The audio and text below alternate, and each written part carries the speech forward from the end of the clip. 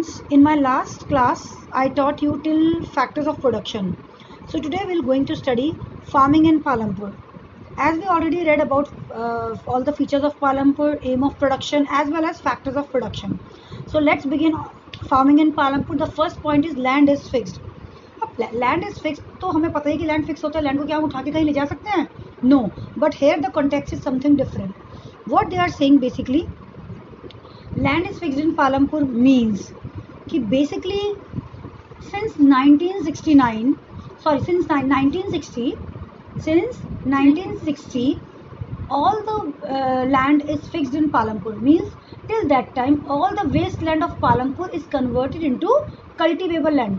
1960 से पहले जितना भी लैंड वेस्ट लैंड था, बेकार कुछ भी लैंड था, उसको ऑलरेडी किस में कन्वर्ट कर दिया गया था? कल्टिवेबल लैंड में. What does it mean? Now there is no waste या no idle land left in Palampur. So this is the reason why land is fixed in Palampur. मैंने ये लैंड फिक्स्ड है पालमपुर में. इसका मतलब अगर प्रोडक्शन बढ़ाना है तो हमें कोई और मेथड देखने पड़ेंगे, क्योंकि लैंड बढ़ नहीं सकता. लैंड और बढ़ेगा नहीं. क्यों नहीं बढ़ेगा? क्योंकि वो ऑलरेडी फिक्स्ड है. जितना बढ़ना था बढ़ चुका, उसमें आगे स्कोप नहीं है कि वो लैंड इंक्रीज हो सके. Okay, so this is basically how land is fixed in Palampur, because what we read already that farming is the main activity of village Palampur. 75% of the people engaged in farming for earning their living, right? And 25% engaged in non-farm activities. So farm activities यानी कि farming सबसे important activity है. और अगर land fixed है, land और बढ़ नहीं सकता, उन्हें प्रोडक्शन बढ़ाना है तो उन्हें कोई ना कोई और मेथड सोचना पड़ेगा जिससे कि वो प्रोडक्शन बढ़ा सकें. अब हम आगे देखते हैं क्या कहना चाहते हैं ये. उसके अलावा one more thing is the standard unit of measuring land is hectare. पता ही हमें, वैसे गुइंटा वगैरह ही बोला गया. उसके अलावा 1 hectare of a square with one side measuring 100 metres. इसमें आपको खैर ध्यान नहीं देना. बेसिकली आपका ये होना चाहिए कि standard unit of measuring land is hectare. Okay, I think land is fixed in Palampur. Is clear to you all कि लैंड कैसे फिक्स है पालमपुर में? लैंड फिक्स है क्योंकि 1960 से वहाँ पर कोई इंक्रीज नहीं हुआ है लैंड में. क्यों नहीं इंक्रीमेंट हुआ है लैंड में? क्योंकि ऑलरेडी सारा का सारा वेस्ट लैंड कन्वर्ट कर दिया गया है कल्टिवेबल लैंड में. अब वहाँ पर there is no scope to further increase in land. Why? Because there is no idle of waste land left in village Palampur. Is there a way one can grow more from the same piece of land? अब यहाँ पर अभी आप आगे जाके पढ़ने वाले हो मल्टीपल क्रॉपिंग, यानी कि एक ही लैंड पे अगर आप अलग अलग सीजन में अलग अलग चीज़ें ग्रो करोगे तो you are able to grow more crops on the same piece of land. So this is known as multiple cropping. What is multiple cropping? Growing more than one crop on a same piece of land during a year. What is multiple cropping? Growing more than one crop on a same piece of land during a year. This is known as multiple cropping. यानी कि एक year में एक crop से ज़्यादा grow करना एक same piece of land को हम कहते हैं मल्टीपल क्रॉपिंग. अब हम देखते हैं पालमपुर ने ये वो चीज़ कैसे इंप्लीमेंट करी. As we know idle land is there in village Palampur. So during the rainy season, जिसे हम खारिफ बोलते हैं, farmers grow jowar and bajra जो कि कैटल फीड होता है. Okay, followed by cultivation of potato between October and December तक क्या कल्टिवेट किया उन्होंने? Potato. Then in the winter season यानी कि rabi, fields are sown with wheat. क्योंकि वीट क्या होते हैं आपको पता ही है, वीट विंटर में हम सो करते हैं और हार्वेस्ट कब करते हैं? समर्स में. From the wheat produce farmers keep enough wheat for the families consumption. यानी कि पहले वो अपने कंजम्पशन से रोक लेते हैं, बाकी सरप्लस वो क्या करते हैं? नियर बाय विलेजेस और टाउन्स में सेल कर देते हैं. उसे बोलते हैं सरप्लस. सरप्लस का मतलब पता है ना? एक्स्ट्रा, जो एक्स्ट्रा प्रोडक्शन हुआ है. पहले जिस तरह प्रोडक्शन हुआ उसे अपने लिए रख लिया, अपनी फैमिली के लिए, और सरप्लस जो बच गया उसको क्या करा? सेल कर दिया.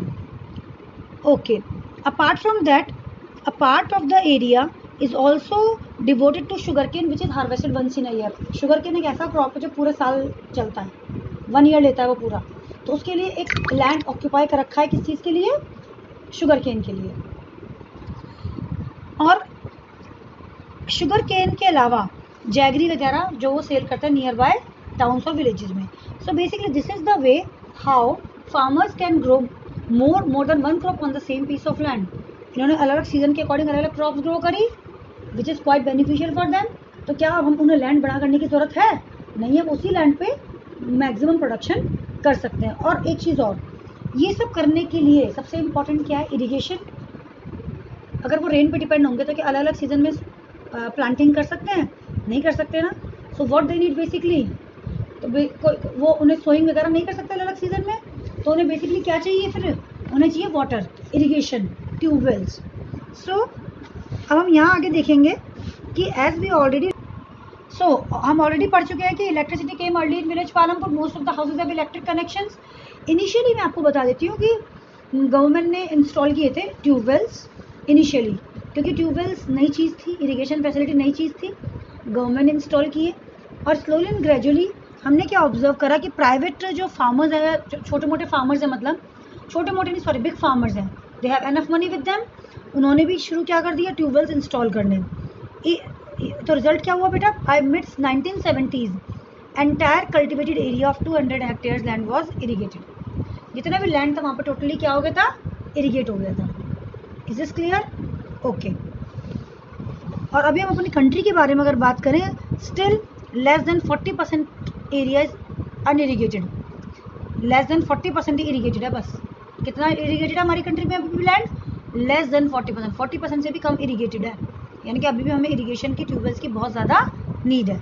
Is this clear? Multiple cropping देखिए ये रहा, मैंने आपको बता दिया, growing more than one crop on a same piece of land during a year is known as multiple cropping. अब आगे एक बात आती है कि ठीक है क्रॉप ग्रो करनी है हमें, उसके लिए एक और चीज़ निकल के आती है, ग्रीन रेवोल्यूशन, जो सबसे इंपॉर्टेंट रेवोल्यूशन था।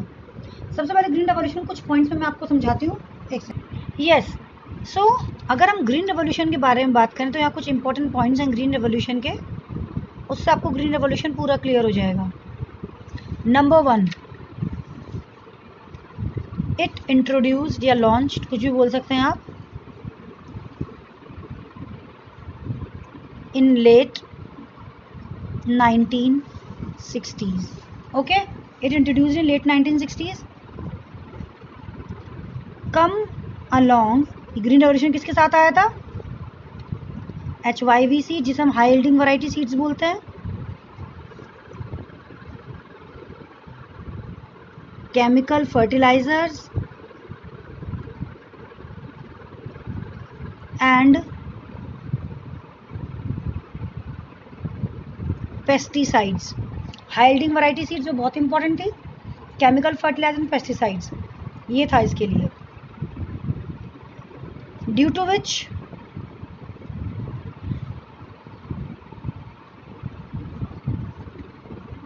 Production of wheat raised from 2 to 3 times। एक बात और आपको बताऊंगी कि मैंने आपको देखिए क्या बताया, सबसे पहले लेट 1960s में आया, क्या क्या लेके अपने साथ? HYV seeds, chemical fertilizer and pesticides. और इनिशियली एक बात और बताती हूँ मैं, जो ग्रीन रेवोल्यूशन इंप्लीमेंट हुआ था वो किसके लिए इंप्लीमेंट हुआ था? इनिशियली वीट के लिए। धीरे धीरे धीरे धीरे फिर वो रेप्लिकेट किसको करा? अदर क्रॉप्स को और राइस को भी। समझ में आया? राइस को रेप्लिकेट किया उसने, वीट पहले वीट के लिए आया, जब वीट की प्रोडक्शन बढ़ गई, अच्छा पॉजिटिव रिस्पांस मिला, फिर उसने किसको रेप्लिकेट किया? राइस को। ओके, अब मैं आपको एक बात और बताती हूँ सबसे पहले ग्रीन रेवोल्यूशन के बारे में। अभी मैंने बताया green revolution is introduced in late 1960s, come along with, ये सब बताया, लेकिन हर चीज़ के एडवांटेजेस और ड्रॉबैक्स दोनों चीज़ें होती हैं। अभी ग्रीन रेवोल्यूशन में पहले एडवांटेजेस पढ़ते हैं, ठीक है। आया HYV seeds, chemical fertilizer, pesticide लेके आया, 2 to 3 टाइम्स वीट का प्रोडक्शन बढ़ा, लेकिन हर किसी का प्रोडक्शन नहीं बढ़ा, सिर्फ किसका प्रोडक्शन बढ़ा 2 to 3 times? Punjab, Haryana, western UP. किसका? Punjab, Haryana, western UP. ऐसा क्यों? क्योंकि पंजाब, हरियाणा और वेस्टर्न यूपी ही ऐसे स्टेट्स थे जो ये सब चीज़ें अफोर्ड कर सकते थे। कैसे? अब आप सुनिए, HYV सीड्स जो होती हैं they need plenty of water, कितना उन्हें पानी ज़्यादा चाहिए होता है as compare to other seeds. तो क्या चाहिए HYV सीड्स के साथ साथ हमें? इरिगेशन फैसिलिटी, जो कि क्या is it possible for each and every state to या small farmers also to take up with irrigation facilities और to adopt irrigation facilities? No, it is not possible for them. क्यों? क्योंकि वो expensive होता है। और जो HYV सीड्स होती हैं they are more prone to pest, उनमें पेस्ट जल्दी लगता है, इसलिए उनको क्या चाहिए? Chemical fertilisers and pesticides. आई मेरी बात समझ में? तो कहीं क्या आपको ये नहीं लगा ग्रीन रेवोल्यूशन एक्सपेंसिव है? उसके अलावा सबसे इंपॉर्टेंट क्या है ग्रीन रेवोल्यूशन का? ड्रॉबैक। क्या ड्रॉबैक है? कि अभी मैंने आपको बताया कि इरिगेशन चाहिए, उसको पानी ज़्यादा चाहिए, पानी ज़्यादा होगा तो हमारा ग्राउंड वाटर लेवल क्या हो जाएगा, डाउन हो जाएगा। ऑलरेडी पानी कम है हमारे यहाँ पर, ग्राउंड वाटर लेवल डाउन होगा, तो क्या ये सस्टेनेबल है, इको फ्रेंडली है ये मेथड हमारे लिए? नो। सो ग्रीन रेवोल्यूशन भी बहुत ज़्यादा सक्सेसफुल नहीं हुआ। दोबारा बता दूँ मैं, ग्रीन रेवोल्यूशन कुछ पॉइंट्स हैं। Number 1, it was launched in late 1960s, come along with HYV seeds, chemical fertilizers and pesticides. Initially it was introduced to increase the production of wheat and later on replicated to rice. पहले wheat के लिए आया फिर rice के लिए गया, लेकिन ये टेक्नोलॉजी सब स्टेट्स अडॉप्ट नहीं कर पाए। सिर्फ कौन से स्टेट्स को बेनिफिट हुआ इसका? Punjab, Haryana and western UP. क्यों उनको बेनिफिट हुआ? क्योंकि HYV सीड्स को अफोर्ड करना, ग्रीन रेवोल्यूशन को अडॉप्ट करना, ये पॉसिबल हर किसी स्टेट्स के लिए ये रिच फार्मर्स ही कर सकते थे। जो पंजाब, हरियाणा, वेस्टर्न यूपी के फार्मर्स रिच हुआ करते थे। अब और मैंने आपको क्या बताया, HYV seeds need plenty of water, irrigation चाहिए, जिसकी वजह से ग्राउंड वाटर लेवल डाउन हो गया, और this is not eco friendly. और HYV seeds are more prone to pest, तो केमिकल फर्टिलाइजर, पेस्टिसाइड भी चाहिए कहीं ना कहीं, जिससे क्रॉप भी पॉइजनस होती है। सॉइल, जो केमिकल फर्टिलाइजर्स हैं उस टाइम तो प्रोडक्शन बढ़ा देते हैं, लेकिन स्लोली एंड ग्रेजुअली वो क्या करते हैं, सॉइल की फर्टिलिटी रिड्यूस कर देते हैं। सॉइल इरोजन होता है इससे। क्या होता है इससे? Soil erosion. जैसे सॉइल की फर्टिलिटी हुई कम, उस टाइम तो प्रोडक्शन बढ़ गया, but slowly and gradually production decreases. Why? Because soil loses its fertility, soil की फर्टिलिटी कम हो गई। एक और इसका ड्रॉबैक है जो अभी तक हमने बुक में नहीं पढ़ा, वो क्या है? एक्सपेंसिव है। तो जो स्मॉल फार्मर्स हैं शायद वो लोन लेके ये काम करें, तो उनके लिए एक्सपेंसिव नहीं जाएगा? एक्सपेंसिव है ना। और लोन वो कहाँ से लेते हैं नॉर्मली? इनफॉर्मल सेक्टर से, हाई रेट ऑफ इंटरेस्ट पे। तो डेट, जो हमारे स्मॉल फार्मर्स हैं वो किसमें फंस जाएंगे? डेट ट्रैप में। समझ में आया? तो आई थिंक आज के लिए इतना काफ़ी है। आज हमने क्या क्या पढ़ा है बेटा? Land is fixed in Palampur, how one can grow more from the same piece of land. और ये हाँ, एक चीज़ और बता देती हूँ हैंड आपको। देखिए, इन्होंने पूछा विल द लैंड सस्टेन, अभी हमने पढ़ा है ड्रॉबैक, वो सारे इसमें आ जाएंगे कि क्या ये सब टेक्नोलॉजी से लैंड सस्टेन होगा? लैंड की फर्टिलिटी रिड्यूस हो जाएगी, ग्राउंड वाटर लेवल डाउन हो जाएगा, और जो लैंड है वो लंबे टाइम तक सस्टेन नहीं करेगा। आज माना प्रोडक्शन बढ़ गई, बट धीरे धीरे उसकी ईल्ड क्या हो जाएगी? कम। एक मुझे टर्म आपको बतानी थी, ईल्ड। क्या आप मुझे बताएंगे व्हाट इज ईल्ड? ईल्ड मैं बता दूँ क्या होता है। Yield is measured as crop produced on a given piece of land during a season. क्या है बेटा ईल्ड? यानी कि प्रोडक्शन, कितना आउटपुट हुआ है एक लैंड से। Yield is measured as a crop produced, yield is measured as a crop produced on a given piece of land during a single season. क्या बताया? दोबारा बोलिए। ईल्ड क्या होता है? It is measured as a crop produced on a given piece of land. कितना? एक piece of land है, सपोज इतना लैंड है, इस पर जितना भी क्रॉप प्रोड्यूस हुआ है, लेकिन एक सीजन में, ईयर में नहीं, सीजन में, उसको हम क्या बोलते हैं? ईल्ड। और मल्टीपल क्रॉपिंग क्या होता है? Growing more than one crop on a same piece of land during a year. और ईल्ड क्या होता है? Crop produced on a given piece of land during a single season. Is this clear? So thank you students, we'll continue in the next class, so stay tuned, bye bye.